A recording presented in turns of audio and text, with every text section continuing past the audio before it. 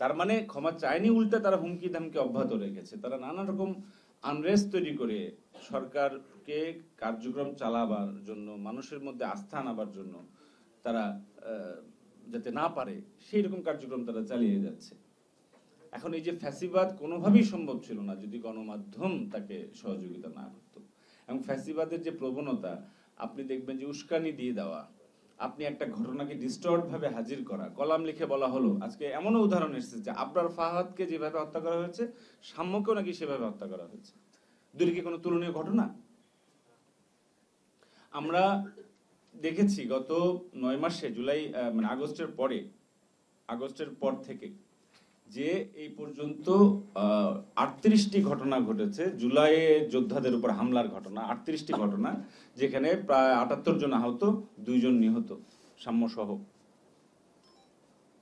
তার মানে এইটা কেউ বলতে পারে এটা অমুক হামলা করছে, আমি কোনো নাম নিচ্ছি না, কিন্তু আমাদের কাছে বিষয়টা হচ্ছে এরকম যে যদি আমরা সজাগ না থাকি, এই জুলাই যোদ্ধাদের একটি একটি একটি একটি একটি করে সরকার ক্ষমতায় থাকবে, নির্বাচিত সরকারও ক্ষমতায় আসবে হয়তো, কিন্তু জুলাই যোদ্ধাদের নিশানা করা কিন্তু বন্ধ হবে না যদি না আমরা এইটা এই বিষয়ে সজাগ থাকি এবং মিডিয়াকে এই জায়গায় সজাগ না রাখি।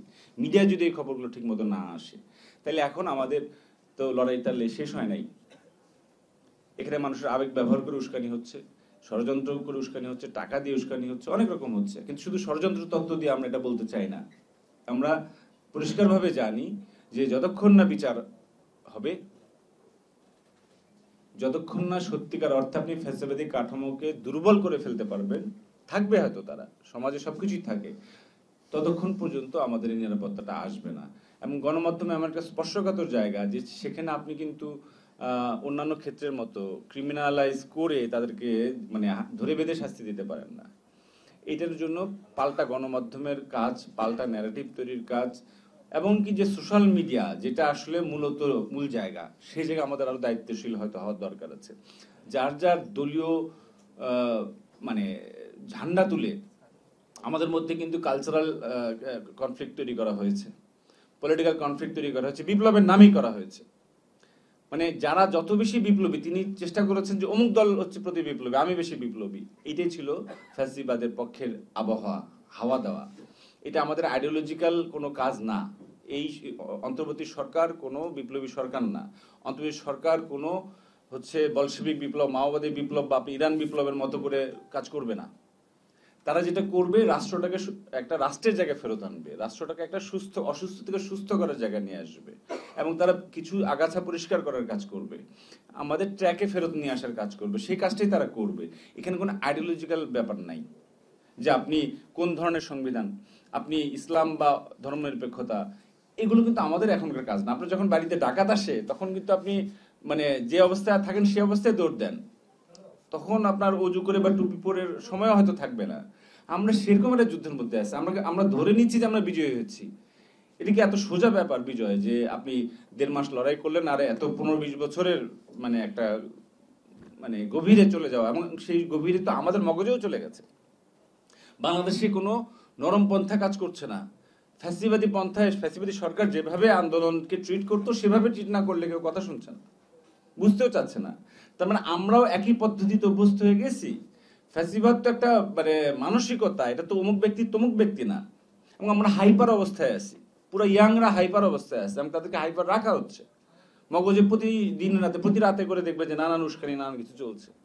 তো যেটা বলছিলাম যে এই জাতীয় জিনিসগুলো এখন আমরা কি করতে পারি, তারা নতুন নতুন মিডিয়া খুলছে। অভ্যুত্থানের পক্ষে বাংলাদেশ পন্থার পক্ষের মিডিয়া কিন্তু আসতে পারে না এখনো, কিন্তু তারা আগে তো ছিলই, অনলাইনে বিভিন্ন রকম জিনিস, নতুন নতুন গ্রুপ খুলে তারা সক্রিয়, তাদের টাকা আছে, তাদের ধরা যাচ্ছে না। এবং আমাদের একদল লিবারেল মানুষ যারা আমাদের বন্ধু, তারা না না বুঝেই কখনো রবীন্দ্রনাথের পক্ষ নেওয়ার নামে, কখনো মুক্তিযুদ্ধের পক্ষ নেওয়ার নামে তাদের সারিতে তাদের দাঁড়াবার সুযোগ করে দিচ্ছে। 3 জন ভালো লোকের সঙ্গে একজন ফ্যাসিস্ট সাংবাদিক বা বুদ্ধিজীবী এসে দাঁড়াচ্ছে, কথা বলছে।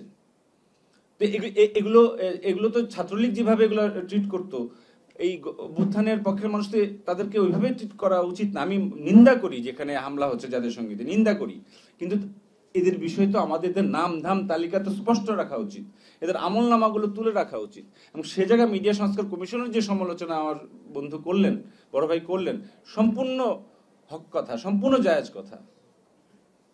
শুধু ভালো মানুষই হওয়ার দায় ইন্টারিম সরকারের, আর সবাই সব রকম করে যাবে, এটা তো হইতে পারে না। সরকারের যে কোনো সমালোচনা এখন ওপেন এবং সমালোচনা করার যোগ্য। কালকে একজন বলল, হ্যাঁ আপনারা তখন এটা করেছেন, এখানে কেন এটা করেছেন, হ্যাঁ সঠিক সমালোচনা। এই সমালোচনার জন্য যদি আমার চাকরি যায়, আমি যাবে, আমি হয়তো আগের মতো যদি একটা দায়িত্বে আছি সমালোচনা করতে পারবো না, কিন্তু যে করবে তাকে আমি সাপোর্ট দেব। আমাদের নিজেদের দুর্বলতা গোপন করার কিছু নাই, কিন্তু তার চেয়ে বড় হচ্ছে যে আমার দুর্বলতাকে দিয়ে যদি আপনি অমুক রেজিম ভালো ছিল সেটা বলেন, এটা হবে আত্মঘাতী। বাংলাদেশি, বাঙালি এবং মুসলমান যে পরিচয় আমরা ধারণ করি, আমাদের মধ্যে আত্মঘাতী প্রবণতাটা বেশি। আমরা উপরের লোককে হিংসা করি না, আমার হিংসা করি পাশের লোকটাকে। এবং এইটা এখন একটা লক্ষণ দেখা যাচ্ছে যে ফ্যাসিবাদ বিতাড়িত হয়েছে, কিন্তু ওল্ড রেজিম কিন্তু সবচেয়ে পুরোনো রাজনৈতিক দলগুলোর মধ্যেই রয়ে গেছে আচার অভ্যাস। একটা দল গেছে, কিন্তু বাকি আরো 2-3-4টা দল তো আছে। তারা কি আসলে সংস্কার চায়? তাদের নেতৃত্বের মধ্যে গত 20 বছর 15 বছরে কোনো পরিবর্তন এসেছে? তাদের চিন্তা ভাবনা দৃষ্টিভঙ্গির মধ্যে আসলেই কোনো নবায়ন হচ্ছে, বা তারা একটা ঝাঁকুনি খেয়েছেন যে এত ছেলে মেয়ে জীবন দিল, এটা তাদের ব্যর্থতার কারণে দিল।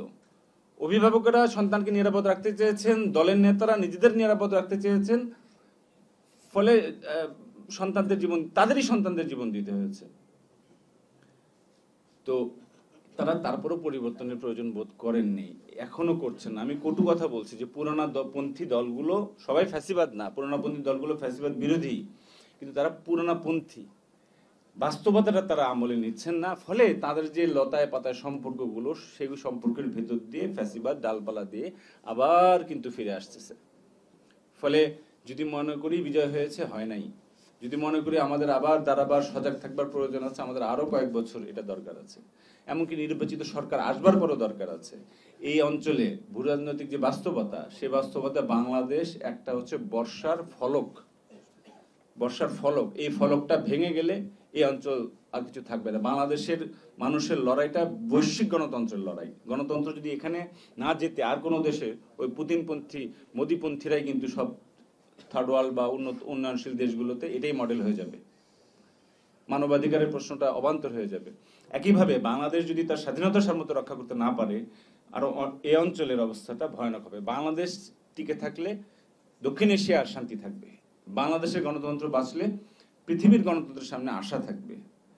আর বাংলাদেশের তরুণরা যদি পরাজিত হয়, তাহলে পুরো জাতিকেই কিন্তু দায়িত্বশীল যারা, তাদেরকে কিন্তু ওই জায়গায় ইতিহাস দেখবে যে তোমরা তোমাদের প্রজন্মকে ব্যর্থ করেছো। বিপ্লব তার সন্তানদের খেয়ে ফেলে। তো এটা যাতে আমরা মনে রাখি। আমরা হয়তো বেয়াদবি নেবেন না, অনেক কথা বললাম, কিন্তু এটা আসলে এসওএস। মানে কোনোদিন শান্তি আমরা একটা তো পাই নাই, তাহলে আমরা কেন ধরে নিব যে যেভাবে চলছে সেভাবে চললেই আমরা শেষ মানে মঞ্জিলে মকসুদে পৌঁছাতে পারবো? আমাদের কি পরিবর্তনের দরকার নেই? ফলে আমাদের আবার ওদের ঐক্যের ডাকটা আসা দরকার। এবং সাংবাদিক সমাজের একটা ঐতিহাসিক ভূমিকা চিরকালে ছিল। আমরা যাতে আর কিছু আমাদের মিডিয়া না থাকুক, কিন্তু ওরা তো রাজপথে নানান ভঙ্গিতে নানান উসিলে হাজির হয়, আমরা দলে দলে কেন মাঝে মাঝে হাজির না হই না? আমরা যাতে এই গবেষণাগুলো প্রকাশ কেন করি না?